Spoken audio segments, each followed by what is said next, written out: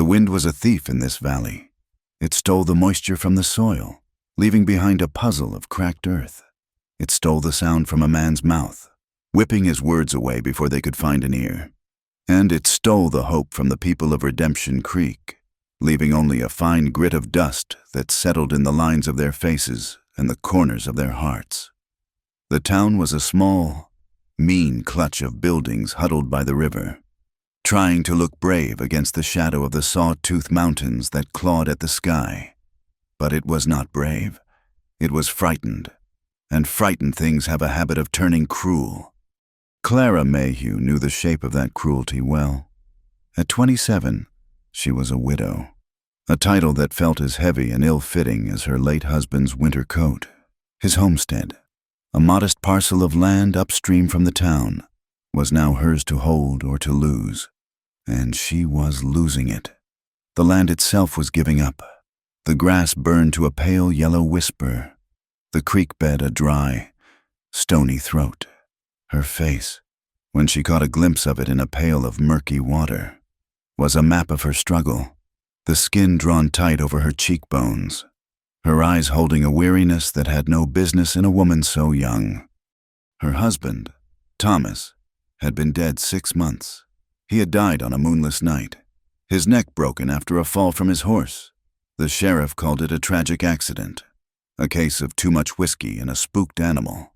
But the town of Redemption Creek had written its own story, a darker and more satisfying one. They whispered it over flour sacks in the general store and behind cupped hands after Sunday service. They said Clara had driven him to it. They said her heart had turned cold, that she had been looking elsewhere for comfort, that a woman's greed was a powerful poison. The whispers followed her like a shadow, long and distorted, clinging to her skirts whenever she rode into town for the few supplies she could afford. Today, the heat was a physical weight. Clara guided her aging gelding, Buck, down the town's only street, the dust puffed up under his hooves in little explosions of brown. She kept her gaze fixed straight ahead, on the faded sign of Abernathy's Mercantile. She could feel the other eyes on her, from the window of the saloon, from the shaded porch of the hotel, from the doorway of the blacksmith's forge. They were not looks of pity, but of judgment. She was a stain on their decent, God-fearing community. A woman alone was a problem, and a woman rumored to have sent her own husband to his grave was a curse. She tied Buck to the hitching post, the worn leather of the reins smooth and familiar in her palm. The bell above the mercantile door gave a tinny, cheerless jingle.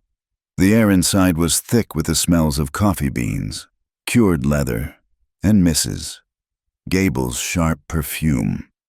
The preacher's wife stood at the counter, her back a rigid plank of disapproval. Mr.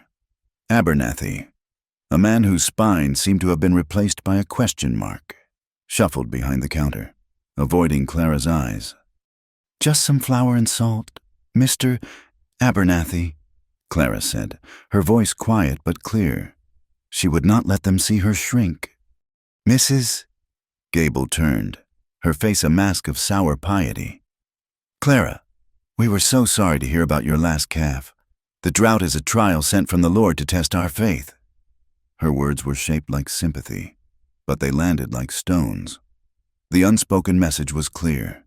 Your trial is a punishment. "The Lord has little to do with a lack of rain, Mrs. Gable," Clara replied, her hands clenching into fists at her sides. "And my faith is my own business." A small gasp escaped the older woman's lips. Such bitterness. It is no wonder poor Thomas found his only solace in a bottle. The air crackled. "Mr." Abernathy dropped a scoop of flour, sending a white cloud billowing into the air. He began to sweep it up with frantic, clumsy motions. Clara's blood ran hot, then cold. She wanted to scream, to tell this woman about the nights Thomas had come home full of rage and whiskey, his words like fists. She wanted to tell her about the fear and the slow, painful death of the love she once had for him. But she said nothing. To defend herself would be to admit they had the power to wound her. She placed her coins on the counter, took her small bags, and walked out without another word, the bell above the door marking her retreat with its mocking jingle. Back on the homestead, the silence was a comfort and a torment. It was in these long, empty hours that the memories came for her. Not the whispers of the town, but the sharper, more painful truth of her own memory. She remembered the day he died with a clarity that felt like a fresh wound. It had not been about another man, as the town believed. It had been about the land. A letter had come from a bank back east, a debt Thomas had never told her about. A final notice. He had been drinking since noon, the whiskey making him both bold and desperate. "We sell," he had slurred, slamming the letter down on the rough-hewn table. "Sell it all and head for California. There is nothing for us here." "Sell?" Clara had stared at him, the word catching in her throat. This land, this small house they had built with their own hands, was everything. It was the only thing. "This is our home. Thomas, we cannot just run." "It is a failed home, a patch of dirt that is killing us slow." His voice had risen to a roar, his face flushed and ugly. "You and your pride, always thinking you know better. You think you are too good for this life, too good for me." The accusation had struck her dumb. It was the same poison he had been nursing for months, the belief that her quiet strength was a judgment on his weakness. He saw her resilience not as a virtue, but as a rebuke. "That is not true," she had whispered, her heart aching. "It is," he shouted, sweeping a ceramic mug from the table. It shattered against the stone hearth. "You think I do not see the way you look at me? Like I am another one of your burdens.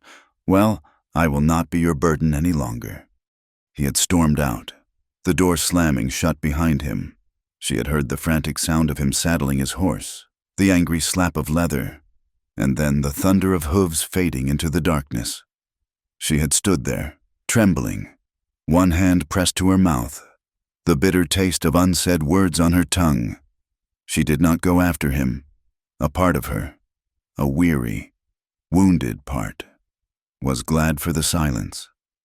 She had fallen into a fitful sleep, only to be woken at dawn by the sheriff's heavy knock. They had found him at the bottom of Miller's Ravine. Guilt was a constant companion, not the guilt the town assigned her, but a deeper, more personal kind. The guilt of that last, angry silence. The guilt of her own relief when the shouting stopped. She worked now to honor his memory. Yes, but mostly she worked to outrun her own. She mended fences, hauled water, and tended her small, withered garden until her muscles screamed and her mind was too numb to think. She refused the charity offered by the few kinder souls in town because accepting it would feel like admitting defeat. This land, this struggle, was all she had left of herself. Independence was her only armor. For weeks, the sky had remained a pale, unforgiving blue. Then, one afternoon, it began to change. The horizon to the west bruised to a deep purple. The wind died down, and the air grew thick and heavy, charged with a strange, electric stillness. A low rumble echoed through the mountains, a sound the valley had not heard in months. Hope, fragile and dangerous, fluttered in Clara's chest.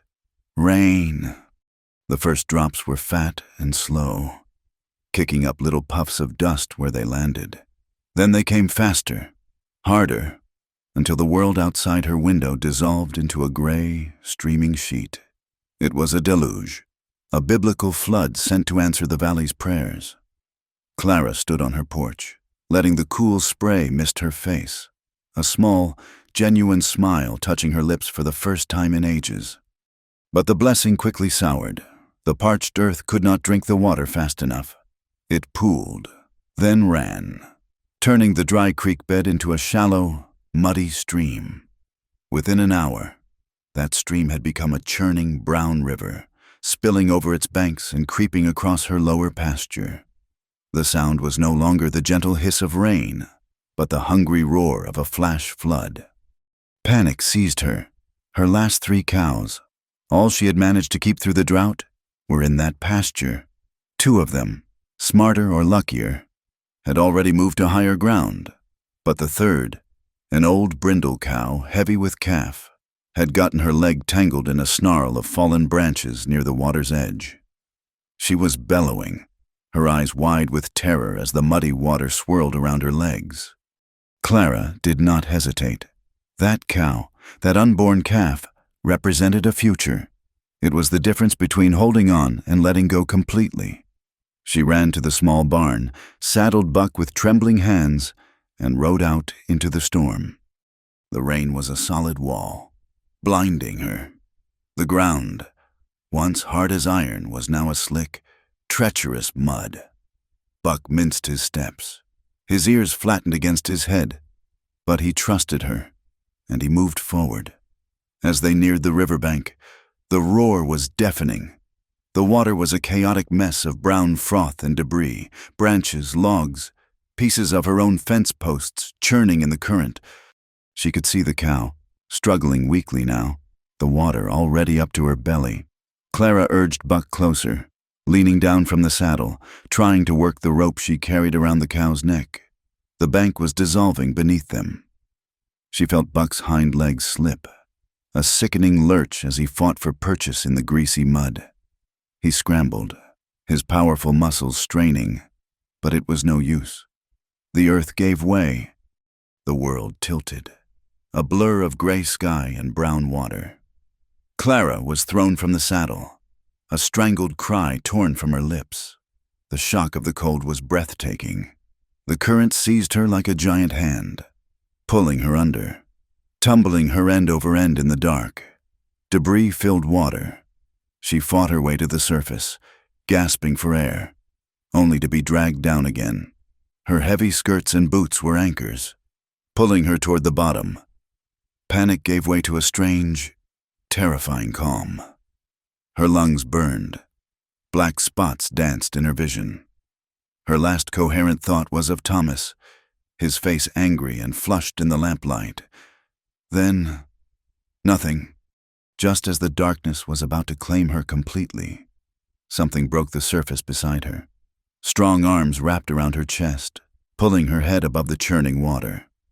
She coughed, choking on the river she had swallowed, her body limp and useless. She was being dragged, fighting against the current's immense power. She had a dim impression of a man, his face set in a grim, determined line. His dark hair plastered to his forehead. His eyes, when they met hers for a fleeting second, were the color of the storm, a deep and turbulent gray. Then her head fell back, and the world dissolved into unconsciousness. She woke to the smell of wood smoke and damp wool. A fire crackled in a stone hearth nearby, casting a warm, flickering light across the rough wooden walls of a small cabin. The storm still raged outside, a muffled drumming of rain on the roof and the low growl of the river. She was lying on a makeshift bed of burlap sacks, wrapped in a coarse but dry blanket. Every muscle in her body ached, and her throat was raw. She tried to sit up, but a wave of dizziness washed over her. A figure moved out of the shadows by the fire. It was the man from the river. He was tall and broad-shouldered, his clothes damp but not soaking. He moved with a quiet economy, wasting no motion. His face was rugged, carved by sun and wind, and a dark stubble shadowed his square jaw. He held a tin cup in his hand. "Easy now," he said, his voice a low baritone, as steady as his presence. "You took in a good bit of the river." He knelt beside her and held the cup to her lips. It was warm broth, thin but savory. She drank it greedily, the warmth spreading through her chilled body. When she was done, she lay back, studying him. He was a stranger, no one she had ever seen in Redemption Creek. Fear, cold and sharp, pricked at the edges of her gratitude. She was alone with him, miles from anywhere, in a storm that had cut them off from the world. Where am I?" she asked, her voice a hoarse whisper. "An old trapper's cabin, I reckon." It was the closest shelter. He looked at her directly, and she saw his eyes again. They were not unkind, but they held a deep-seated weariness, a history she could not read. "You were lucky. I was riding the ridge when the storm hit, saw you go in." "My horse." "Your horse made it to high ground. He is tethered outside. The cow, though, I am sorry, she was gone." Clara closed her eyes. The last piece of her future washed away. Tears pricked at the back of her eyelids, but she refused to let them fall. Not in front of this man. "Thank you," she said, the words feeling inadequate. "You saved my life." He gave a slight nod, accepting her thanks without ceremony. He retreated to the fire, adding another piece of wood to the flames. The silence stretched between them, filled only by the sounds of the storm and the fire. He did not press her for her name or her story. He simply sat there, watching the flames, a silent, steady presence in the heart of the chaos. "My name is Luke McRae," he said after a time, his gaze still fixed on the fire. "Just a drifter. Was looking for some work before this storm blew in." Clara pulled the blanket tighter around herself. Luke McRae. The name meant nothing to her.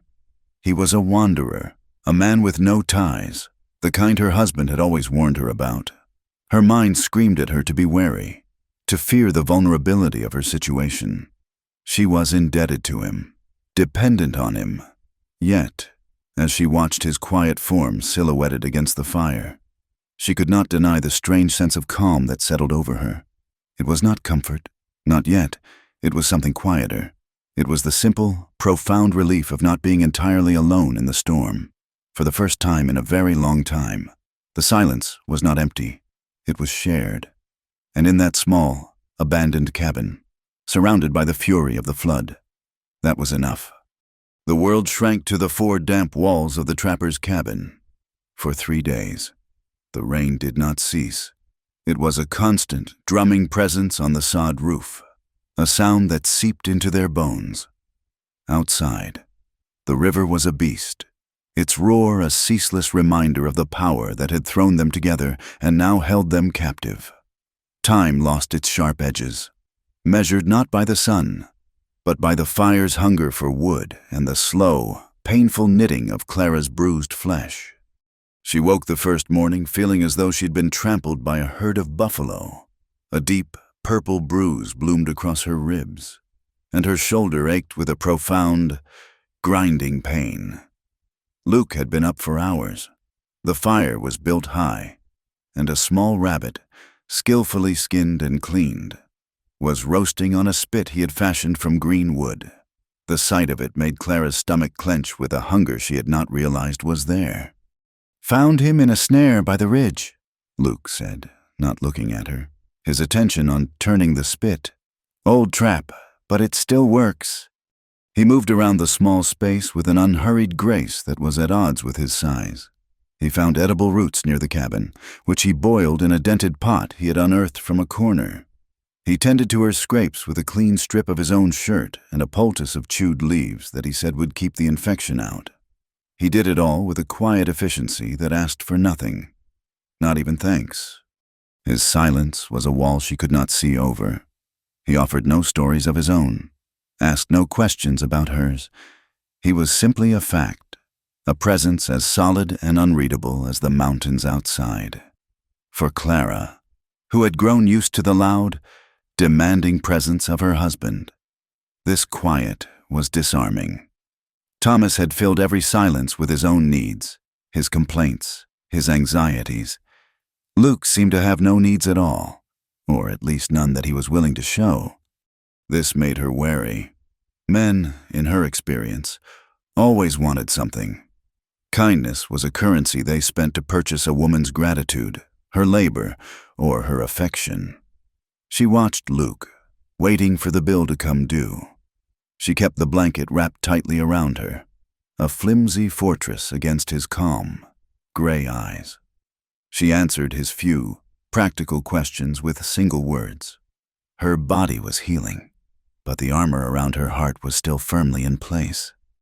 "The water bucket is near empty," he would say, and she would watch him pull on his worn coat and step out into the deluge. Returning minutes later, dripping and cold, without a word of complaint. He would then sit by the fire, his back to her, and methodically clean his knife or check the loads in his pistol, his hands sure and steady. The intimacy of their confinement was a constant, low-grade fever. They were closer than she had been to any man since Thomas. Yet they were total strangers. She was acutely aware of the scent of him, wood smoke, damp earth, and something else, something uniquely masculine and clean. She saw the way the firelight caught the lines around his eyes, the hard set of his jaw. She noticed the slight limp in his left leg, visible only when he thought she was not looking. Each small detail was a question she was afraid to ask. On the third night, the storm's fury began to wane, but the river still roared. The fire had burned down to a bed of glowing orange embers, casting long, dancing shadows on the walls. Sleep had been a shallow, troubled thing for Clara, but tonight it had pulled her under completely, into the dark waters of memory. She was back in her house. The air was thick with the smell of whiskey and rage. Thomas was shouting, his face a distorted mask in the flickering lamplight. The words were the same ones he had hurled at her that last night, words about her pride, her coldness, accusations that she was looking down on him. She saw the mug leave his hand, saw it fly through the air in slow motion, heard the deafening crash as it shattered against the hearth. The sound echoed, morphing into the crack of a branch, the splintering of bone. Then she was outside, in the dark, the sound of hoofbeats fading, until there was only an awful, ringing silence. She was running, calling his name, her voice swallowed by the night. She reached the edge of the ravine and looked down. A cry, small and strangled, escaped her lips. Her eyes flew open. The cabin was dark, save for the soft glow of the embers. For a heart-stopping moment, she did not know where she was. Panic, cold and absolute, washed over her. Then a shadow moved. Luke was on his feet, standing a few paces from her makeshift bed. He had been sleeping on the hard-packed dirt floor near the door, a saddle for his pillow. He had not lit a lamp. He just stood there, a tall silhouette against the faint glow, waiting. He did not speak, did not rush to her side. He simply let his presence be known, a silent anchor in her sea of fear. The terror of the dream receded, but the shame and sorrow remained, raw and exposed. Tears she had held back for months began to fall, hot and silent trails down her temples. She turned her face away from him, toward the rough log wall, her body shaking with a grief that was deeper than the loss of her husband. It was the grief for the love that had died long before he did. He moved then, so quietly she barely heard him. He placed the tin cup, filled with cool water, on a crate beside her. He then returned to the fire, coaxing the embers back to life, adding a few small sticks until a gentle flame flickered.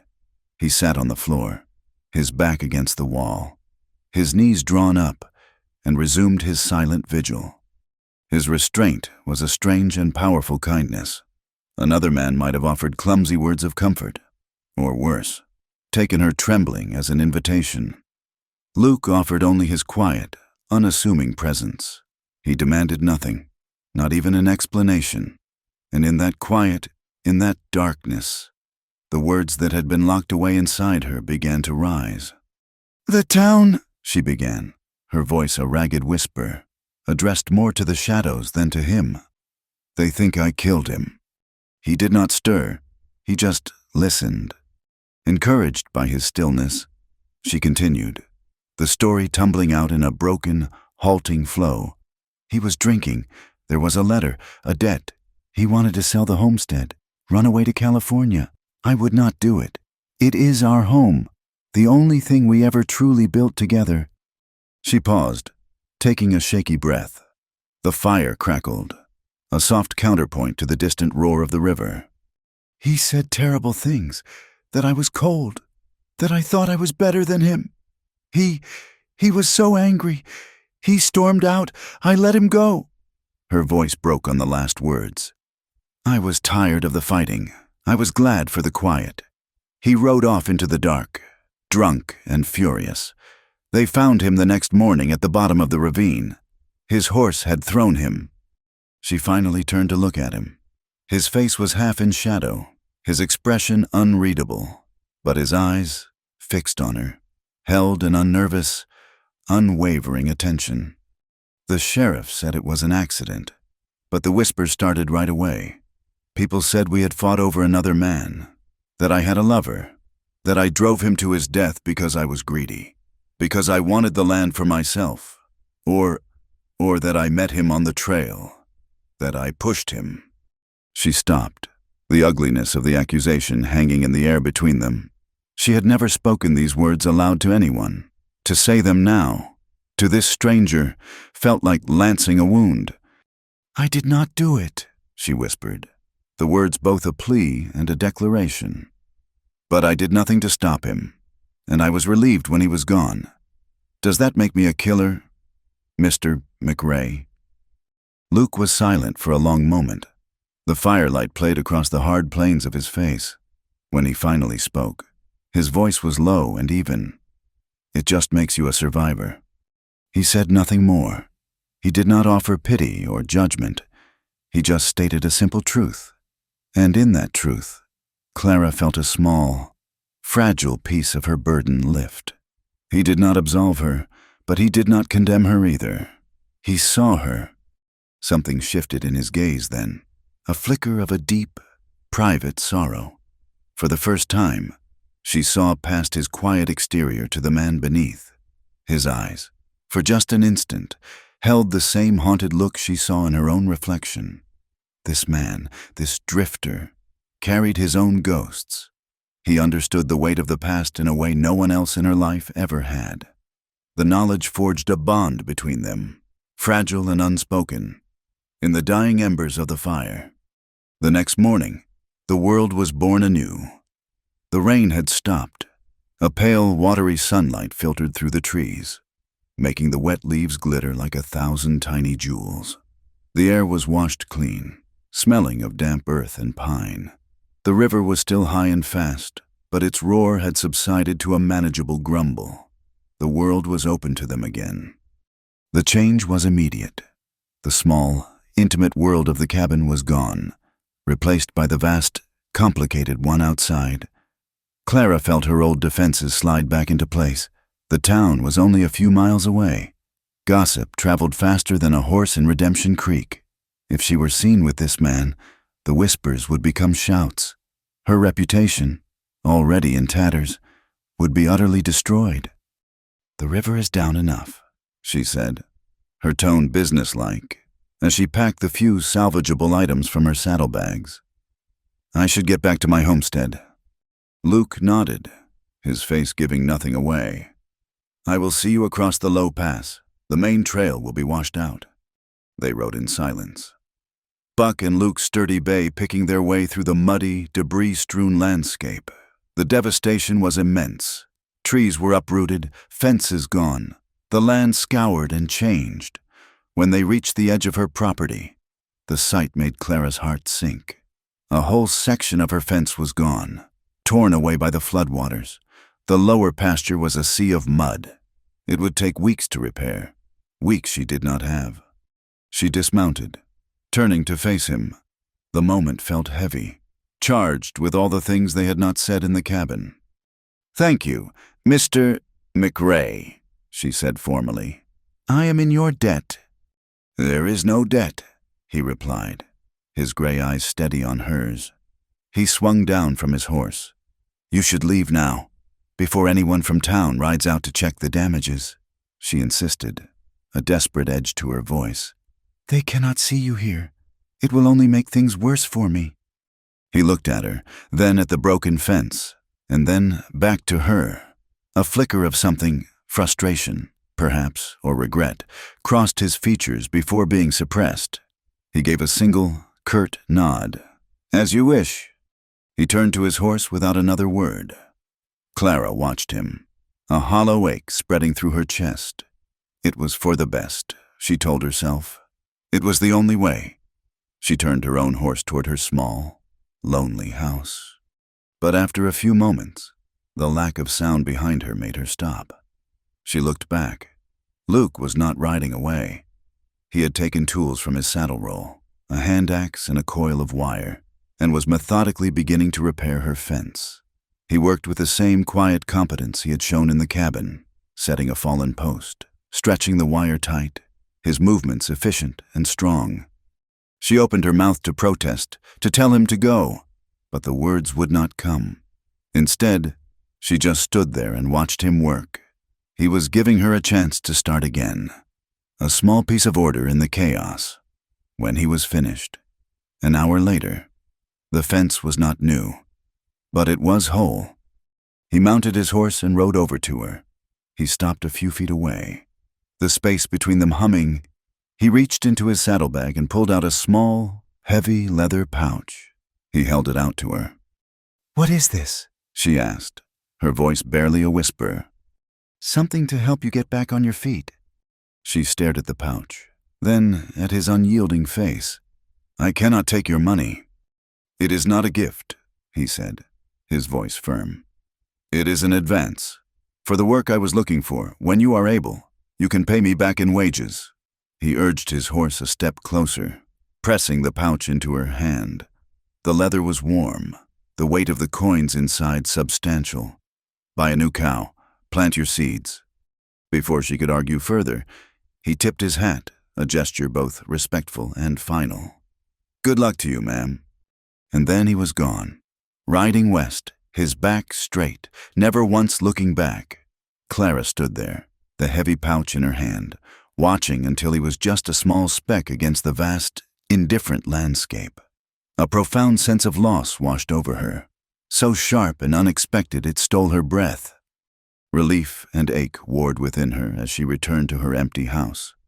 The relief was in the solitude, the familiar silence, the knowledge that she had survived both the flood and the dangerous intimacy of the cabin. But the ache was for the loss of that same intimacy, for the steady, quiet presence that had, for a few short days, stood between her and the crushing weight of her loneliness. She buried herself in work, cleaning the mud from her house, taking stock of the damage, trying to force the memory of his gray eyes from her mind. But his presence lingered, in the neatly repaired fence, in the small pile of firewood he had left by her door, in the heavy weight of the silver coins she had hidden beneath a loose floorboard. A few days later, her fears were realized. She rode into town for supplies, and the silence that greeted her was different. It was no longer just judgmental. It was venomous. "Mrs." Gable saw her from across the street and pulled her children close, as if Clara were carrying a plague. "Mr." Abernathy could barely look at her, his hands trembling as he measured out her grain. The reason became clear when she saw the sheriff talking to a group of men outside the saloon. One of them, a rancher named Silas Croft, whose land bordered hers to the north, had seen tracks. 2 horses, a man's boot prints alongside her own, leading away from the river. The story had already written itself in the town's small, vicious mind. The widow Mayhew had not been fighting for her life in the flood. She had been holed up in some shack with a drifter, indulging in shameless sin while decent folk prayed for their lives. She was not just a killer. She was a fallen woman. That night, the loneliness of her small house was a suffocating presence. The silence was no longer a comfort. It was empty. She stood by the window, looking out at the moonlit land, her arms wrapped around herself. The town had taken everything from her. Her husband, her good name, her place in the world. They had left her with nothing but this patch of dirt and her own stubborn pride. Luke McRae had offered her a moment of something else, a moment of quiet understanding, of shared humanity in the dark. He had looked at her not as a widow, or a sinner, or a problem to be solved, but as a person, a survivor, and she had sent him away. A whisper escaped her lips. Lost in the vast, empty night. A question she had no right to ask, but could no longer suppress. Why did I wish he had stayed? The weeks that followed were a testament to the stubborn resilience of the land and of Clara. The sun baked the mud into a hard, cracked shell, and a pale green fuzz of new life began to push its way through. She worked from the first hint of dawn until the last vestiges of light faded from the sky, her body a single, sustained ache. She used the silver coins Luke had left her to buy a new milk cow and seeds from a traveling merchant, avoiding the poisoned well of Redemption Creek. But the work was endless. For every fence post she replaced, another leaned. For every weed she pulled, 10 more seemed to spring up in its place. She was a solitary soldier fighting a war on 1,000 fronts, and she was losing. Her body grew leaner, her movements slower, and the hope she had felt after the rain began to wither under the relentless sun.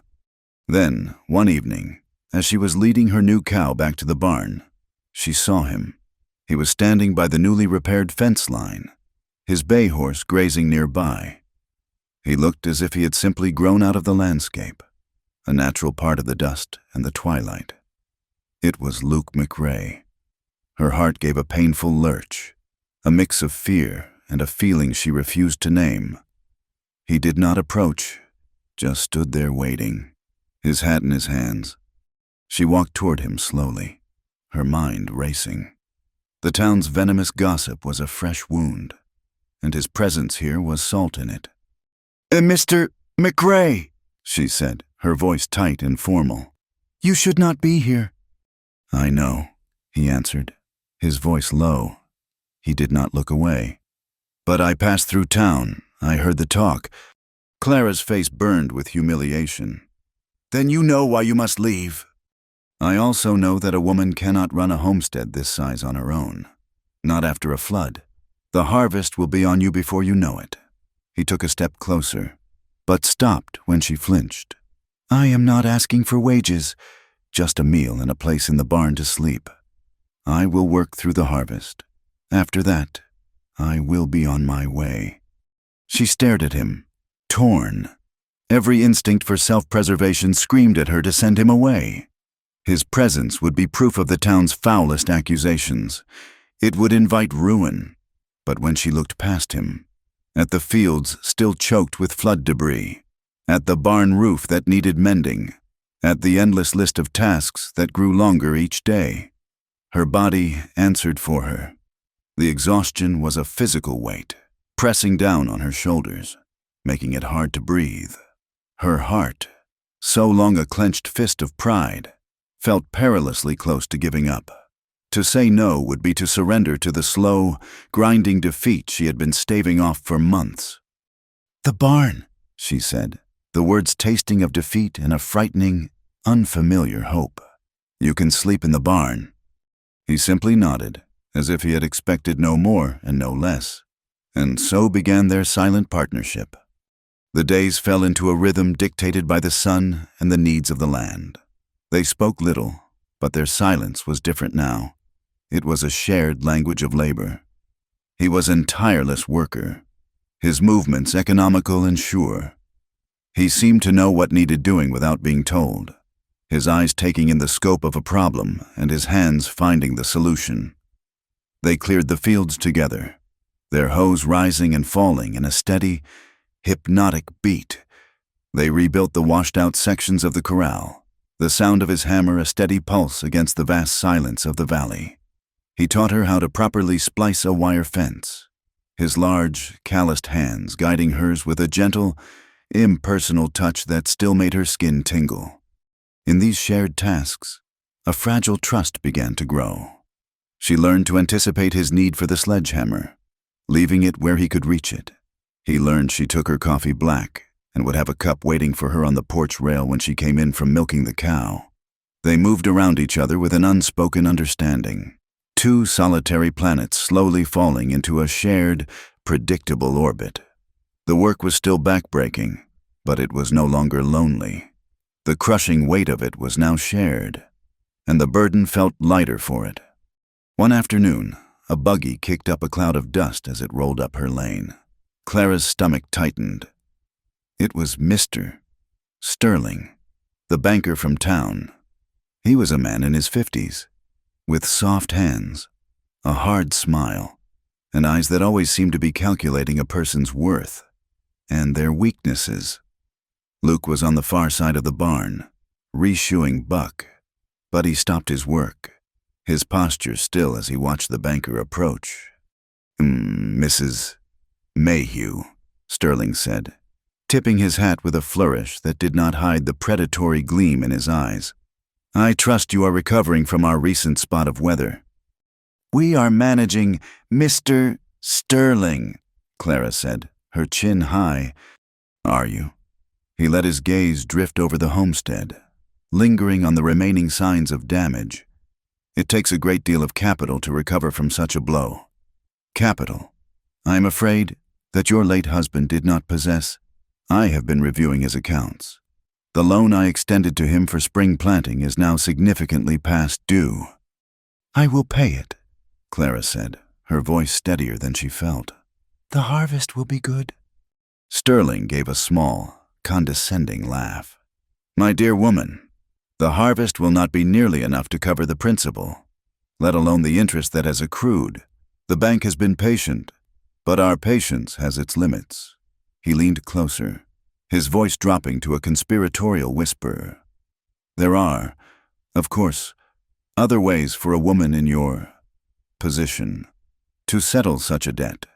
A partnership, of sorts. A sensible marriage could secure your future and the bank's investment. The implication was as clear as it was vile. He was not just threatening to take her land. He was offering to buy her along with it. A cold fury rose in Clara, chasing away the fear. My future is not for sale, Mr. Sterling, she said, her voice like ice. And neither is my land. You will have your money when the harvest is in, and not a day sooner. Now, if you will excuse me, I have work to do. She turned her back on him and walked away, her spine rigid.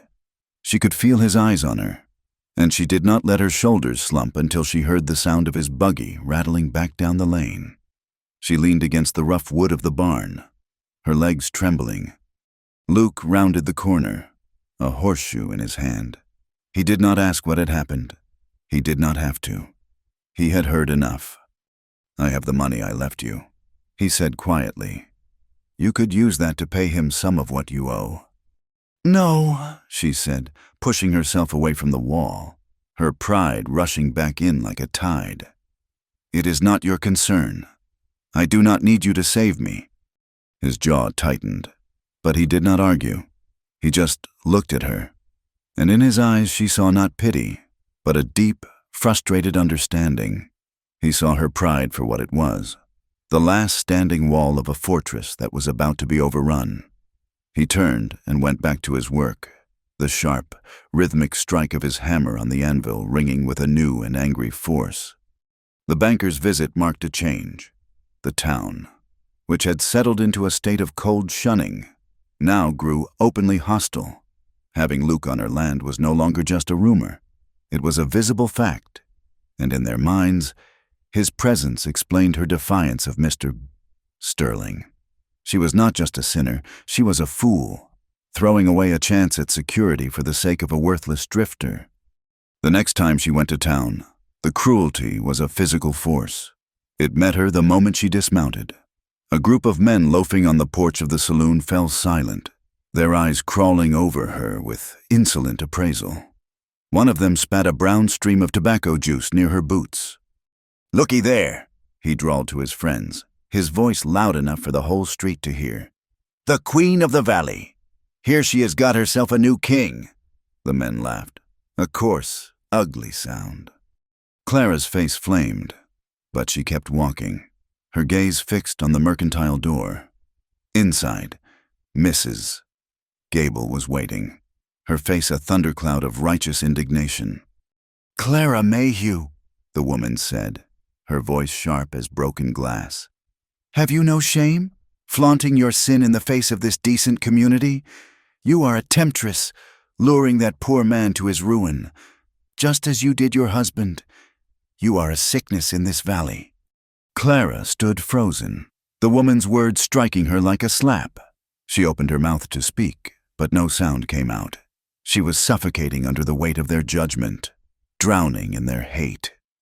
She turned and fled, leaving her supplies on the counter, the bell on the door sounding her panicked retreat. She rode home blindly, tears of rage and humiliation streaming down her face. She did not stop at the house. She could not bear its small, confining walls. Instead, she rode to the riverbank, the place where he had pulled her from the water, the place where this all began. She slid from Buck's back and sank to the ground, the fight finally going out of her. She did not cry for her lost reputation, or for her husband, or for the land she was about to lose. She cried for the sheer, crushing injustice of it all. She had fought so hard, for so long, only to be brought down by whispers and lies. A great, shuddering sob tore through her, the first she had allowed herself since the night of the flood. Then another, and another, until she was weeping uncontrollably, her body shaking with the force of her despair. She did not hear him approach. She only knew he was there when a shadow fell over her. Luke stood a few feet away, his hat in his hands, his face a grim mask. He did not touch her or speak. He just stood there, a silent witness to her unraveling. His presence, his quiet strength, only made it worse. He was the cause of this latest torment, the focal point of the town's hatred. Why? She choked out, her voice raw.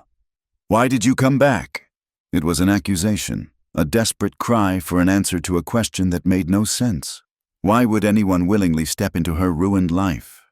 He was silent for a long moment.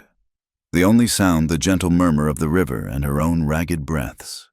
When he finally answered, his voice was low and rough with an emotion she could not name. Because I could not stop thinking about you in that water, he said simply. I rode 100 miles west, but every time I closed my eyes, I saw you, fighting. I had to come back and see if you were still fighting. The simple, unadorned honesty of his words silenced her. It was not a declaration of love or a promise of salvation. It was a confession, a statement of a truth that had driven him back against all logic. The air between them shifted, growing heavy and thick with unspoken meaning. The setting sun cast a fiery glow over the water, painting the world in shades of orange and blood. He took a slow step toward her and reached for her hand. It was a tentative, questioning gesture, but for Clara, it was too much. His touch would be a brand, an admission of everything the town already believed. It would be the final stone that brought the whole crumbling structure of her life down. She pulled her hand away as if she had been burned. No, she whispered, shaking her head, the tears starting again. Please, I cannot bear more ruin. He let his hand fall to his side, his face shuddering, the light in his eyes dimming. He gave a single, sharp nod and turned, walking back toward the barn, leaving her alone with the dying sun and the wreckage of her heart. Later that night, the house was filled with a tension so thick she could feel it on her skin. They ate their simple meal of beans and cornbread in complete silence. The space between them at the small table a vast, empty canyon. She could feel his gaze on her, but she could not bring herself to meet it. When he rose and headed for the barn, he paused at the door. I will be gone by morning, he said, his back to her. I will not bring you any more trouble. The words struck her with the force of a physical blow. He was leaving. It was what she had wanted, what she had demanded. It was the sensible, logical thing. It would save her. But the thought of waking up to that empty, absolute silence again, of facing the banker and the town and the failing land completely alone, was more than she could bear. The ruins did not matter if there was no one left to stand in them with you. He left, and she sat in the silent house, the lamplight casting a lonely golden pool around her. She looked at her hands, chapped and calloused from work. She looked at the simple, worn dress she wore. She thought of the whispers, the sneers, the hatred. They had stripped everything away from her, until all that was left was this broken woman in this broken house. They had already named her a sinner. They had already condemned her. A strange calm settled over her, a defiance, born of having nothing left to lose. She stood up and walked to her small bedroom. A short time later, he came back inside. He had forgotten his whetstone on the mantel. He stopped dead in the doorway of her room. She was standing in the center of the room, lit only by the soft glow of a single lamp. She had taken off her work dress. She stood before him in her thin cotton chemise, her bare arms and shoulders pale and vulnerable in the dim light. Her hair was unpinned, falling in a dark wave over one shoulder. She was not posed, not trying to be alluring. She was simply there, stripped of all her armor, her eyes holding his with a look that was both a challenge and a plea. Her body was trembling, but her gaze was steady. He did not move, did not breathe. He just looked at her, and in his eyes she saw a storm of emotions, shock, sorrow, and a deep, aching tenderness.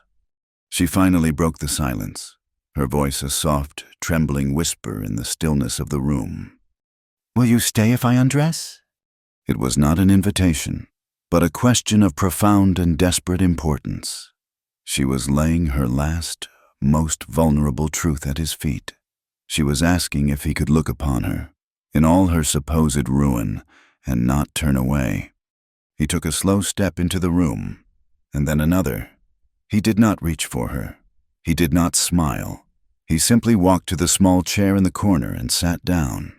He laid his hat on his knee and rested his hands on top of it. He looked at her, his gaze full of a quiet, unspoken reverence that had nothing to do with lust and everything to do with recognition. He had seen her fighting in the water, and he was seeing her fight now, in a battle far more terrifying. He stayed. He did not touch her, did not speak. He just stayed, a silent guardian in the lamplight, his presence a quiet answer to her whispered question. And in that fragile, aching moment, a bond was forged between them that transcended desire, a silent pact between two broken souls who had found, in a cold and unforgiving world, a small, quiet place to be warm. The dawn broke quiet and pale, spilling a soft, apologetic light into the small house. Clara had been awake for hours, lying stiffly in her bed, listening to the sounds of the world waking up. The night before had not been a dream. The memory of it was a physical presence in the room, a mix of shame and a strange, trembling tenderness that left her feeling raw and exposed. She had stripped herself bare, not just of her clothes, but of her pride, her defenses, her very soul. And he had stayed. He had simply sat and watched over her, a silent guardian in the dark. She rose before he stirred in the barn, moving through the pre-dawn chill with a frantic, purposeful energy. She stoked the fire, put the coffee on to boil, and began kneading dough for bread, her hands working mechanically. Her mind was a chaotic storm of confusion. What did his staying mean? Was it pity, respect, or something else entirely? She felt a hot blush of shame creep up her neck. She had been so desperate, so broken. What must he think of her? When Luke entered the kitchen, the coffee was already hot. She did not look at him. She kept her back to him, focused on her work, her shoulders set in a rigid line. "Mornin'," he said, his voice the same low, steady rumble as always. "Good morning," she replied, her voice clipped and cool. She heard him pour a cup of coffee, the small sounds amplified in the tense silence. He did not mention the night before. He did not touch her or offer any word of comfort or explanation. After a few moments, he walked back outside to begin his chores. His restraint was a torment. Clara's heart, which had cracked open the night before, now felt confused and bruised. A part of her had expected something, a change, a word. But he acted as though nothing had happened, as if her desperate, vulnerable offering had been a minor event, easily dismissed by the light of day. It felt like a rejection, a quiet judgment that was somehow more painful than the town's loud condemnations. The tenderness of the night curdled into a frustrating knot of anger and hurt. She punched the dough down with more force than was necessary. her knuckles aching with the impact. They worked that way for a week, trapped in a polite, painful distance. They were partners in labor, but the fragile, unspoken intimacy that had been growing between them was gone, replaced by a careful, guarded space. The fragile peace was shattered one afternoon by the arrival of a lone rider. It was Sheriff Brody, the town's lawman. He was a man well into his 60s, with a drooping mustache and eyes that had seen too much trouble to be surprised by anything. He dismounted slowly, his gaze moving from Clara on the porch to Luke, who was splitting logs by the barn. "Ma'am," the sheriff said, nodding to Clara. He then turned his full attention to Luke. "McRae, got a minute?" Luke set his axe down and wiped the sweat from his brow with the back of his hand. He walked to meet the sheriff, his movements calm and deliberate. Clara's heart began to beat a frantic, panicked rhythm against her ribs. "Just wanted to give you a friendly word," Sheriff Brody said, his voice low but carrying in the still air. "Couple of men passed through Redemption Creek yesterday. Bounty hunters. They were asking questions at the saloon, showing a likeness of a man wanted for a killing down in Clayton County." The sheriff paused, letting his words sink in. "The likeness was poor, but it could have been you." Luke's face remained a stony mask. He said nothing. "They rode on west," the sheriff continued. "But men like that have a way of circling back. I do not want any trouble on your land, Clara, and I do not want to have to do my duty if it can be avoided.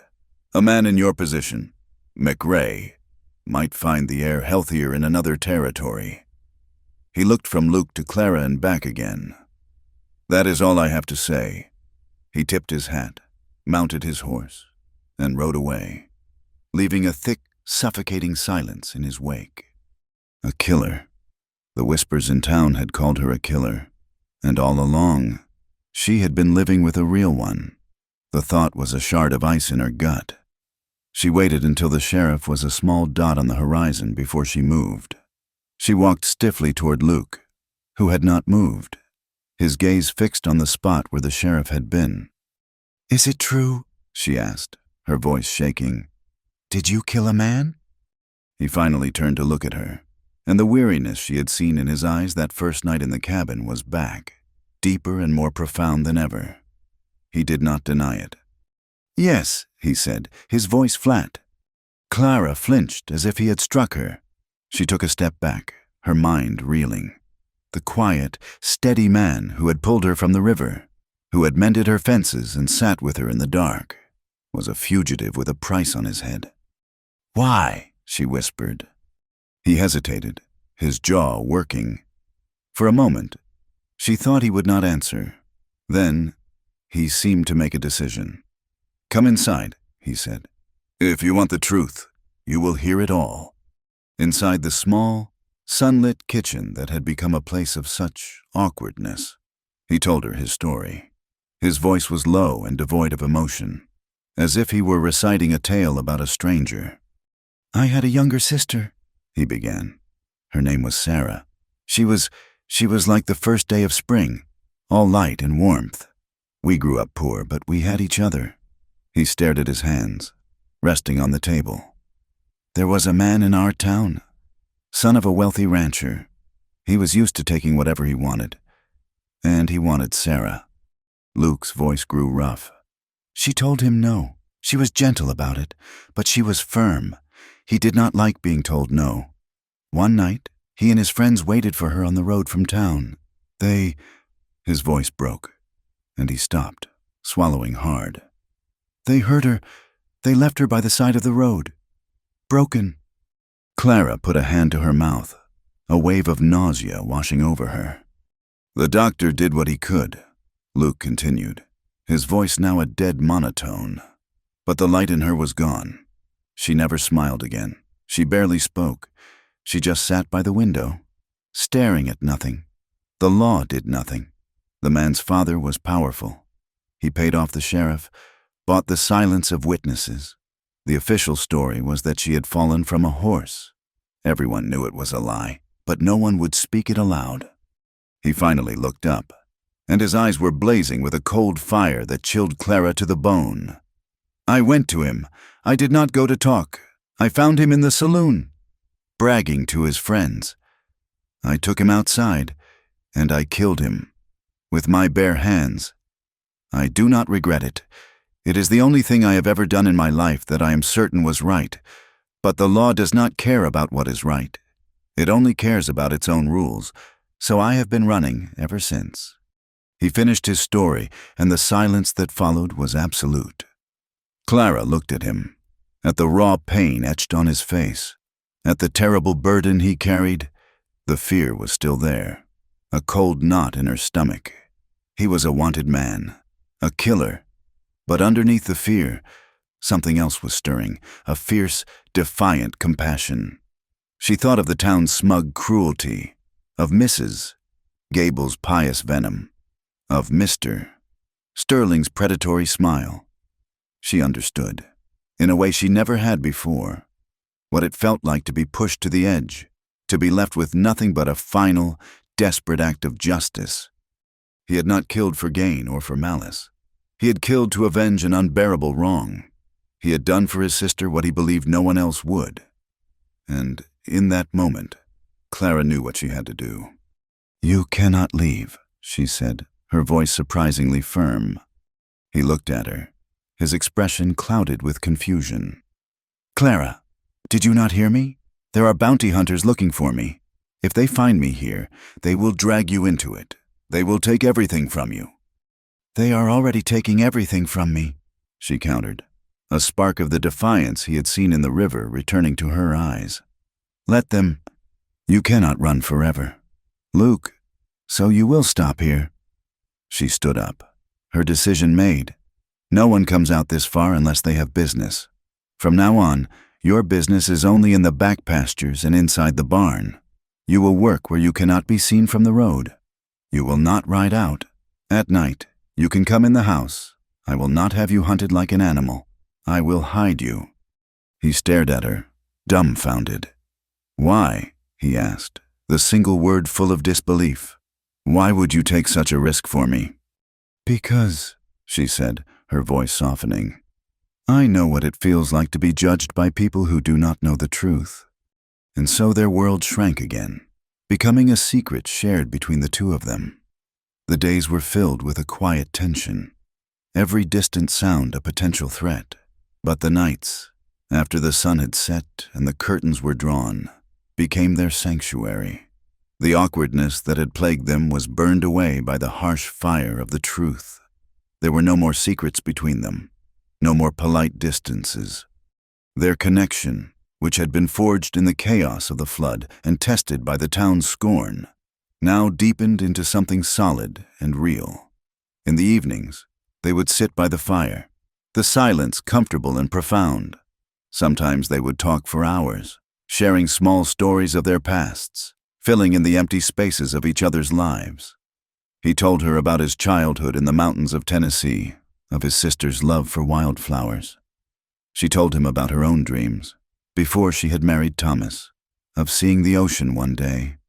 In these quiet moments, a new intimacy grew, expressed not in grand gestures, but in small, silent touches, a brush of his fingers against hers as he handed her a cup, the way she would gently touch his shoulder to get his attention. One evening, as she was mending his shirt by lamplight, he reached out and traced the worry line between her brows with his thumb, his touch so unexpectedly tender it made her breath catch. Clara began to change. The fragile, fearful woman who had been so terrified of ruin was being replaced by someone stronger, more resilient. The love she was beginning to feel for Luke was nothing like the love she had known with her husband. Her love for Thomas had been a thing of youthful hope, a delicate plant that had withered in the harsh climate of their life. This bond with Luke was a desert flower, tough and tenacious, born of truth and pain and shared survival. It did not make her feel vulnerable. It made her feel brave. Her newfound strength was tested when Mr. Sterling returned. He found her alone. As Luke was hidden away in the barn, the banker's smile was gone, replaced by a look of cold impatience. "Clara, my patience has run out," he said, dispensing with any pretense of courtesy. "The bank is calling in your husband's loan. You have 1 week to pay the full amount." "I do not have the money," she said, her voice even. "I know," he replied, his eyes taking on a sly gleam.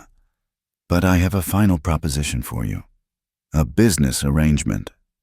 You will sign the deed to this property over to me. In exchange, I will cancel the debt and allow you to remain here as my housekeeper." His gaze drifted over her in a way that made her skin crawl. "Of course, if we were to marry, the arrangement would be more permanent, more beneficial for you." "And if I refuse?" His face hardened. "If you refuse, I will have the sheriff evict you. You and that fugitive you are hiding. Oh yes, do not look so surprised. People in town talk. Hiding a wanted man is a serious crime. I imagine that would be enough to see you thrown in jail right alongside him." He was holding all the cards, but Clara did not flinch. She looked him straight in the eye, her gaze clear and cold. "Get off my land, Mr. Sterling."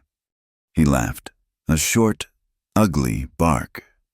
1 week, Clara. Then this land, and everything on it, is mine."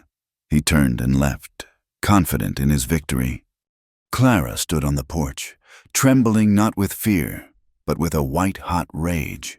He had threatened her, threatened Luke. He had threatened the one good thing in her ruined life. Luke must have been listening from the house, because the moment the banker's buggy was out of sight, he was on the porch, his face a thundercloud. "He will not touch you," Luke growled, his hands clenched into fists at his sides. "I will not let him. I will take care of him. I will go into town tonight." Clara's blood ran cold. She saw it in his eyes, the same protective fury that had driven him to kill a man for his sister. He would do it again, for her. And he would be caught. He would hang. "No," she said, grabbing his arm, her fingers digging into his hard bicep. She forced him to look at her, her eyes pleading. "No more fighting, no more violence. I have already lost too much to anger and pride." She pressed her forehead against his chest, her voice a desperate whisper. "Please, Luke, do not make me lose you. Clara's plea hung in the air between them, a fragile shield against the violence she felt closing in. For a few days, a tense and brittle peace settled over the homestead. They worked with a quiet, desperate intensity, trying to outrun the deadline, Mr. Sterling had set, but they were no longer just fighting the land and the bank. They were fighting the entire town. The air itself felt hostile, charged with malice. Every shadow seemed to hold a watching eye. Every gust of wind sounded like a cruel whisper. The town's hatred, once a simmering pot, had finally boiled over. The story Sterling had twisted from the truth spread through Redemption Creek like a plague. Clara Mayhew was not just harboring a wanted killer. She was his lover, a fallen woman who had defied the town's most powerful man for the sake of a murderer. She was a blight, and blights had to be burned out. The burning came on a moonless night. They were asleep in the small house, a place that had finally begun to feel like a sanctuary, when the smell of smoke, sharp and acrid, pulled Clara from a deep and dreamless sleep. She sat bolt upright, her heart hammering against her ribs. A hellish orange light flickered against the window pane. "Luke!" she screamed, shaking him awake. He was on his feet in an instant, his senses sharp. He pulled on his boots and trousers as Clara threw a dress on over her chemise. They burst out of the house into a nightmare. The barn was a roaring inferno, a great hungry beast of flame devouring the dry, aged wood, sending a shower of glowing embers spiraling into the black sky. The heat was a solid wall, pushing them back, the sound a deafening roar mixed with the sharp crack of splitting timbers. "The cow!" Clara shrieked, her voice thin against the monstrous sound. She started to run toward the barn doors, a madness of desperation seizing her. Luke caught her, his arms wrapping around her like steel bands, pulling her back from the impossible heat. No, Clara, it is too late. You cannot go in there. She fought against him, sobbing, her fists beating uselessly against his chest. Daisy, we have to get her out. But he held her fast, turning her away from the horrific sight, shielding her face against his shoulder as the great roof of the barn groaned and then collapsed inward with a deafening crash, sending a mushroom cloud of fire and smoke toward the uncaring stars. She could hear, beneath the roar of the blaze, a single, terrible, high-pitched scream of an animal in agony. And then, silence. They stood there for what felt like an eternity, watching the symbol of her life's work, of her last hope, burn to the ground. The fire lit Luke's face, and in his eyes she saw not just sorrow, but a cold, murderous rage that frightened her more than the flames. The morning revealed the true extent of the devastation. All that remained of the barn was a blackened, skeletal frame and a heap of smoldering ash. The air was thick with a sickeningly sweet smell of burnt hay and something far worse. It was a funeral pyre. By the collapsed entrance, they found a half-burned torch made of a thick branch wrapped in oil-soaked rags. It was not an accident. It was a message. Clara stared at the ruins, her mind a hollow, echoing void. The cow, the barn, the seeds, the tools, the last vestiges of the life she and Thomas had built, the future she and Luke had been fighting for. All of it was gone, reduced to ash and smoke. The town had finally won. She turned to Luke, her face a pale, emotionless mask. The fight had gone out of her, replaced by a despair so profound it felt like death. "You have to go," she said, her voice flat. "Now, before they come back." Luke shook his head, his gaze still fixed on the ruins, his hands clenched at his sides. "I am not leaving you." "There is nothing left to stay for," she cried, her voice finally breaking, cracking with anguish. "Do you not see? This is because of you. No, do not look at me like that," she said, softening as she saw the hurt in his eyes. "It is not your fault.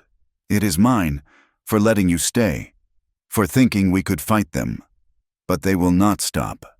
They burned my barn. Next they will come with ropes. For you, and God knows what for me. You have to leave. Luke, please, run, save yourself." He turned to her then, and the look on his face was one of stubborn, unshakable resolve. "I have been running my whole life, Clara, from the law, from my past, from myself. Running does not save you, it just makes you tired, and it keeps you alone." He took her hands, his grip firm and warm. "I am done running," he said, his voice low and fierce. "These last few weeks with you, working this land, sitting by your fire, it is the only real peace I have ever known. If I leave now, if I run from this, I lose that. I lose the only thing that has ever made me feel like a whole man. I am not leaving. Whatever comes, we face it, together." She looked into his eyes and saw the truth of his words. He would rather be caught, would rather hang, than run and lose her. A part of her soared at his devotion, but the larger part, the part that was exhausted and terrified, grieved for the terrible finality of his decision. They had made their stand. Now, all they could do was wait for the battle. They did not have to wait long.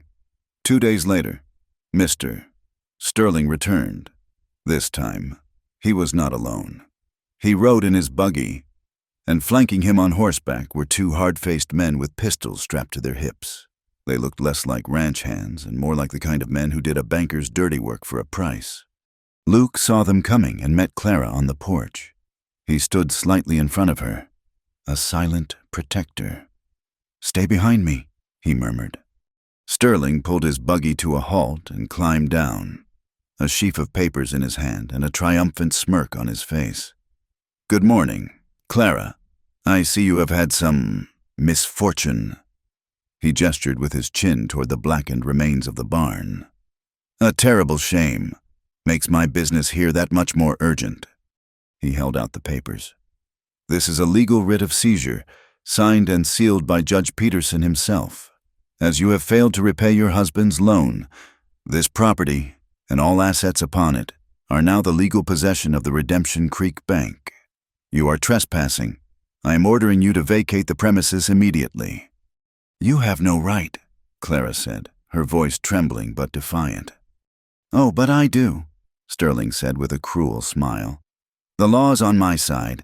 Now, you can leave peacefully, or my associates here can persuade you." One of the hired men dismounted and started toward the porch, a brutish leer on his face. "Come on, lady. Time to go." He reached for Clara's arm. In that instant, Luke moved. He was not the quiet, steady farmer she knew. He was a blur of contained, deadly violence. He shoved the man's hand away from Clara and struck him once, a hard, sharp blow to the jaw that sent the man staggering backward, spitting a tooth into the dust. The second man went for his gun, but Luke was faster. He closed the distance in 2 strides, grabbing the man's wrist and twisting it with a sickening crack. The man howled in pain, his pistol clattering to the ground. Luke hit him twice more, his fists moving with a brutal efficiency that was terrifying to behold. The man crumpled to the ground, unconscious. The first man, his jaw bleeding, scrambled away, pulling his own gun. "Stay back, I will shoot," he stammered, his eyes wide with fear. "Drop it," a new voice commanded, sharp and authoritative. Sheriff Brody and a young deputy had ridden up, their arrival so timely it could only have been planned. The sheriff had his pistol drawn, aimed squarely at Luke.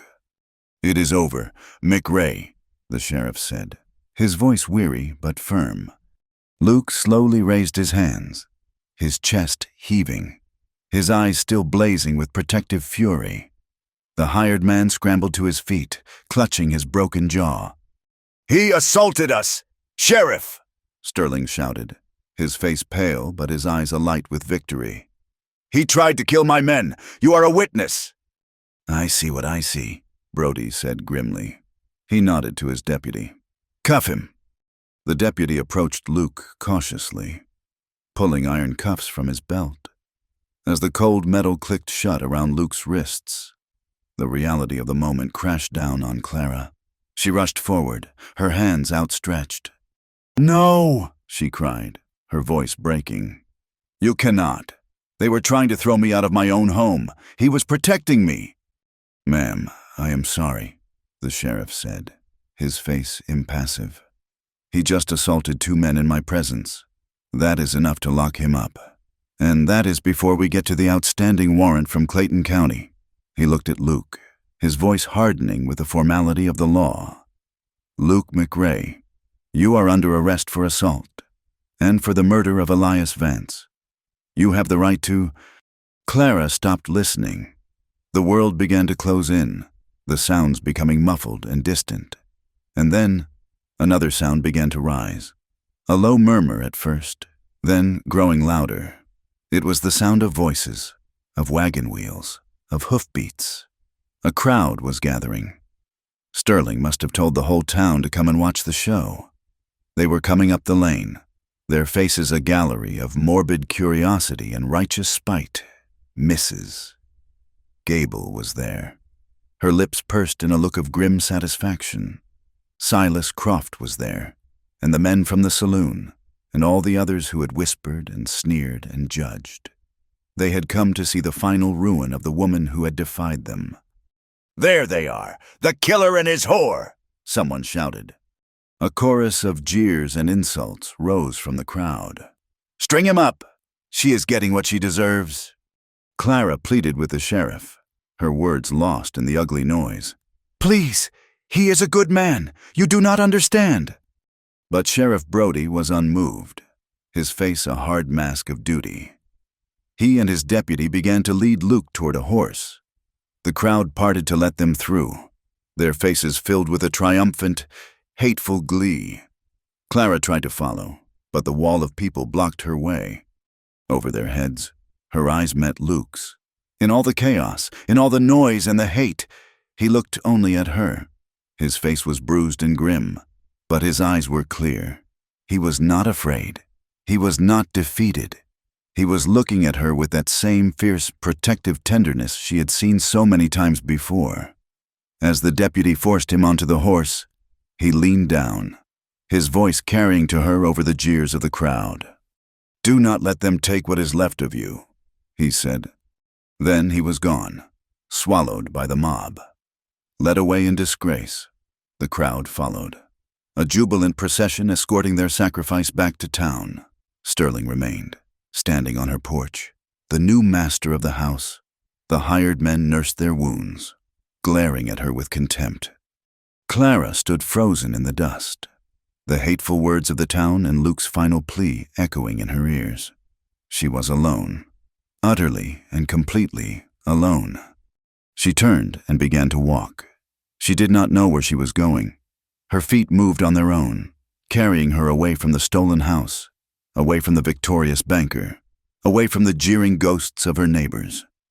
She walked past the smoldering black skeleton of her barn, the acrid smell of her dead dreams filling her lungs. She kept walking until her feet found the familiar, soft earth of the riverbank.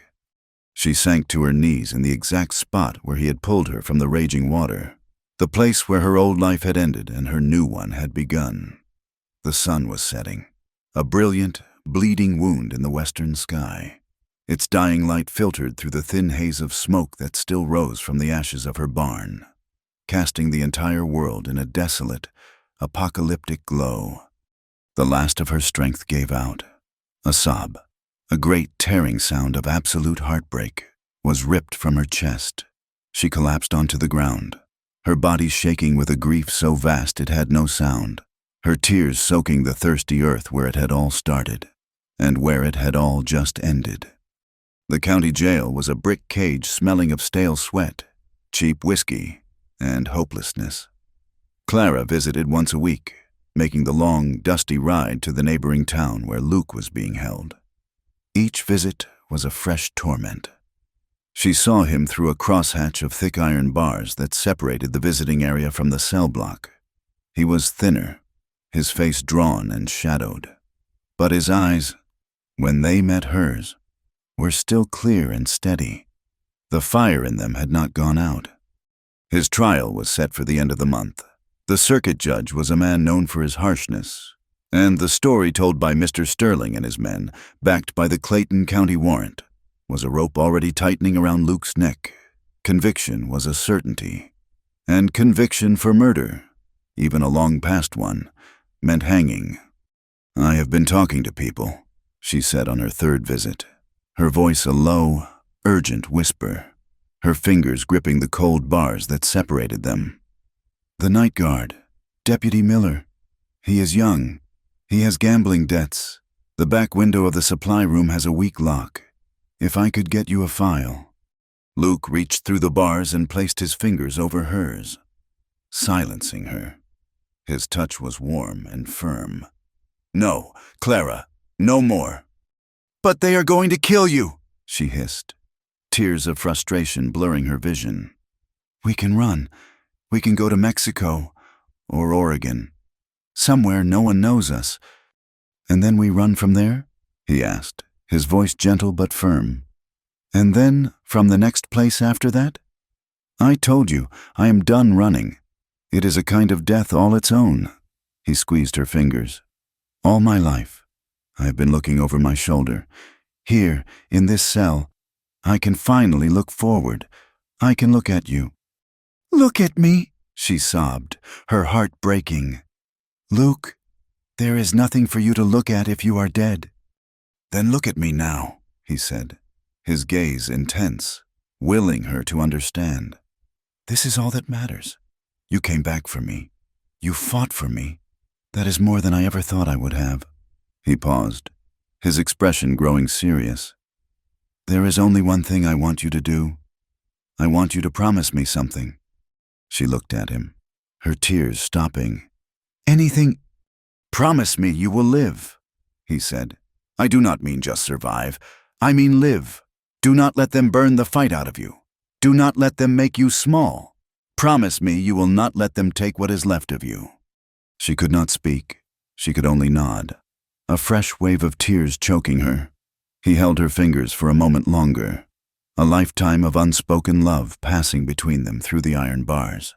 Then the head jailer called that time was up, and he was gone, swallowed by the shadows of the jail. Clara rode away from the jail with a cold, hard knot of desperation in her stomach. Luke's noble surrender was something she could not accept. If he would not save himself, then she would have to find another way. There was only one person who held any power in this situation. One person who could afford a lawyer skilled enough to argue a case of self-defense or to find a legal loophole. She found Mr. Sterling in his plush office at the bank, a fortress of polished wood and cold brass. He looked up from his ledger, a look of mild surprise turning into a smug, satisfied smile as she entered. "Clara," he said, leaning back in his leather chair, "to what do I owe this unexpected pleasure? Have you come to your senses about my generous offer?"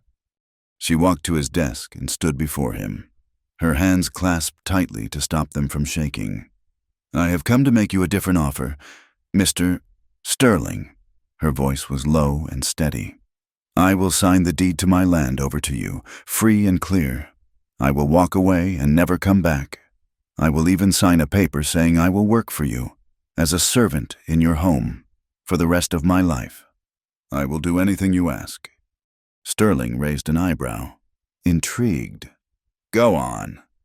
"In exchange," she said, the words tasting like ash in her mouth, "you will use your money to hire the best lawyer in this territory for Luke McRae.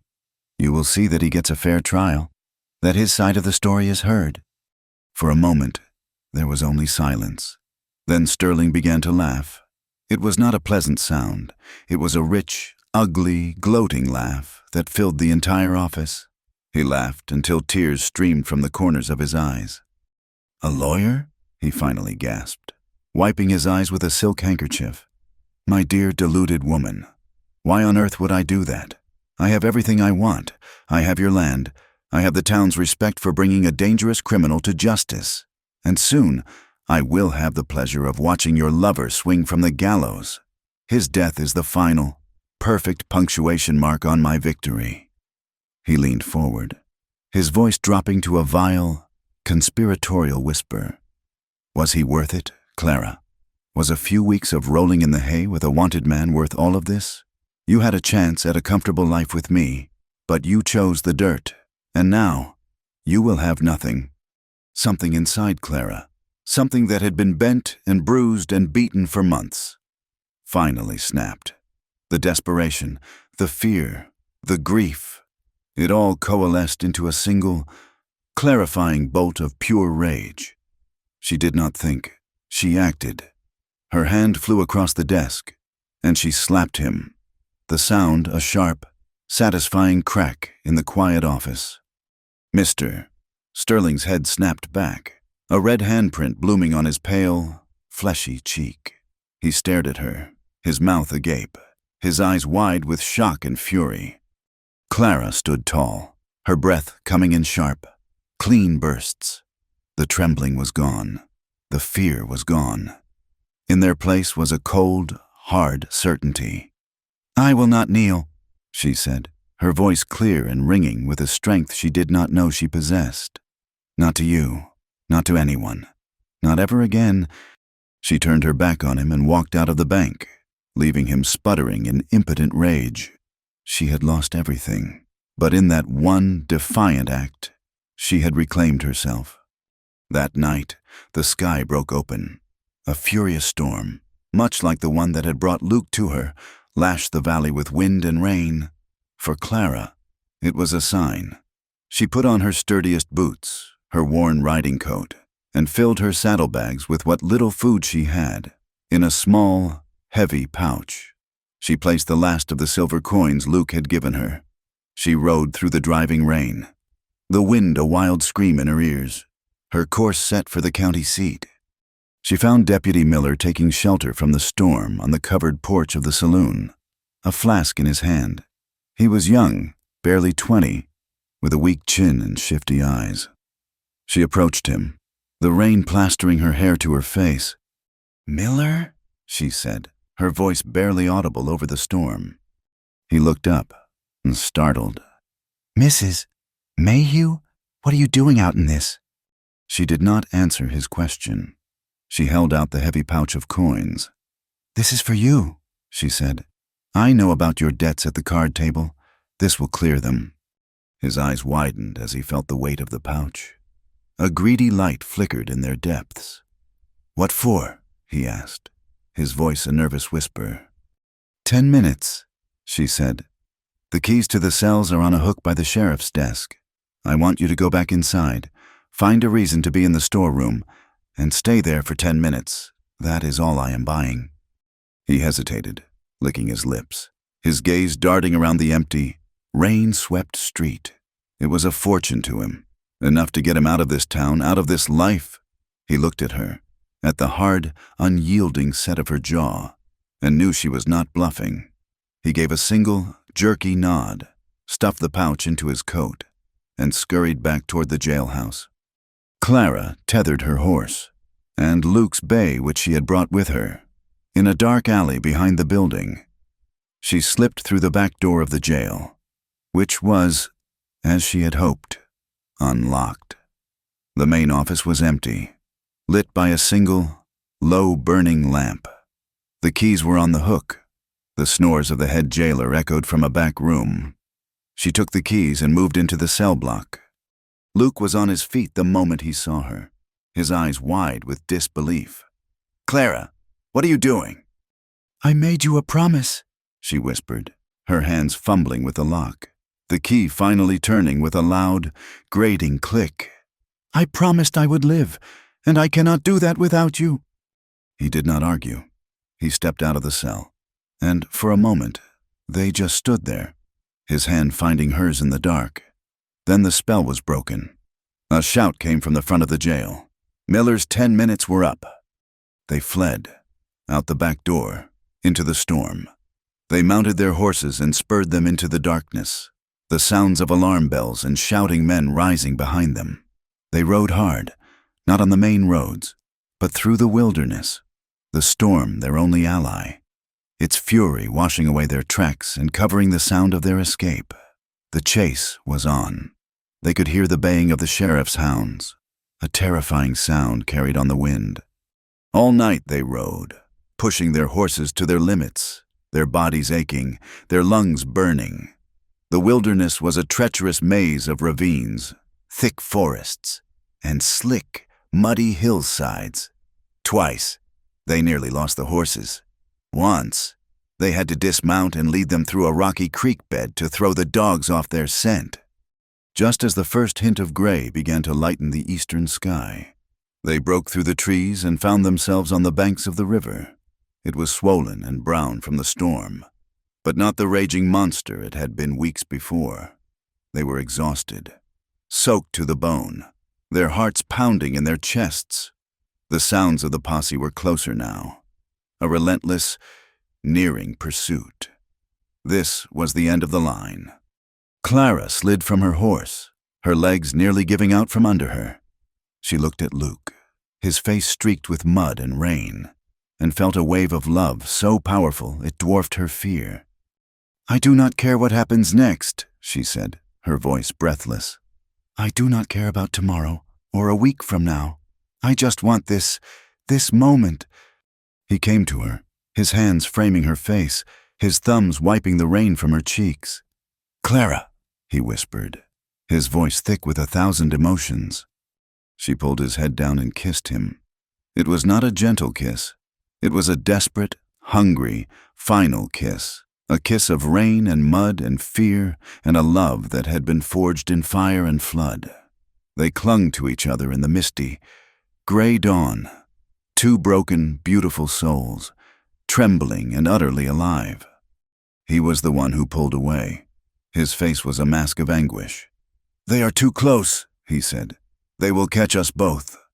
Then let them, she said fiercely. Together. No.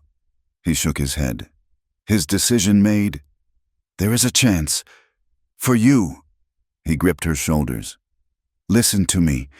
You are going to ride north, follow the river. Do not stop until you are across the state line. You will be safe there." "I will not leave you," she cried. "You have to," he insisted, his voice raw. "I am going to ride south. I will draw them after me. I am the one they want." He gave her a small, heartbreaking smile. "I am good at running, remember?" He kissed her one last time, a quick, hard press of his lips against hers. "I will find you. When it is safe, I swear to you, I will find you." He mounted his bay, and without another look, he spurred the horse into the river, sending a great splash of water into the air. He rode hard along the southern bank, making as much noise as he could, a clear and deliberate target. The baying of the hounds grew louder, and then she heard the shouts of the posse as they caught sight of him. They changed direction, crashing through the underbrush, all of them in pursuit of the lone rider. Clara stood there, frozen, until the sounds of the chase faded into the distance. Then, with tears streaming down her face, she mounted Buck and did the only thing she could. She rode north. Spring came to the valley. The rains were gentle that year, washing the last of the ash from the soil and coaxing a carpet of vibrant green grass and wildflowers from the scarred earth. Clara worked.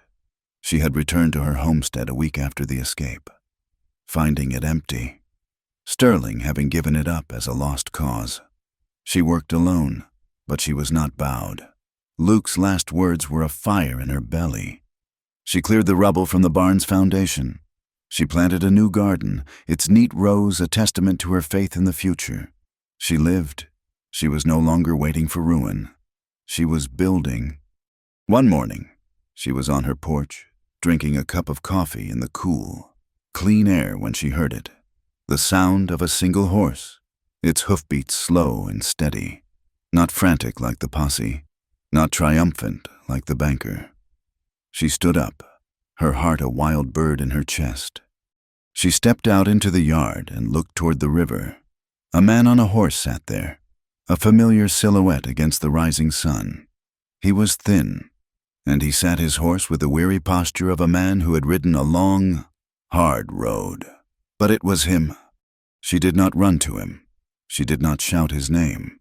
She stood where she was, the morning sun warm on her face, and waited as he dismounted and walked slowly toward her. He stopped a few feet away, his gray eyes searching hers, asking a question he did not dare speak. So she asked it for him, her voice a soft whisper on the morning air. "Will you stay?" A slow smile touched Luke's lips, a smile that reached all the way to his tired, beautiful eyes. "If you will have me," he answered softly. And so they stood together by the water, the rising sun casting a river of gold over the wild, forgiving land, two souls scarred by tragedy, who had fought through the fire and the flood, and had chosen, against all odds, to love. Thank you for listening to our story. Please comment where you are listening from to connect with others. And do not forget to subscribe to the Wild West Campfire channel and share your thoughts in English.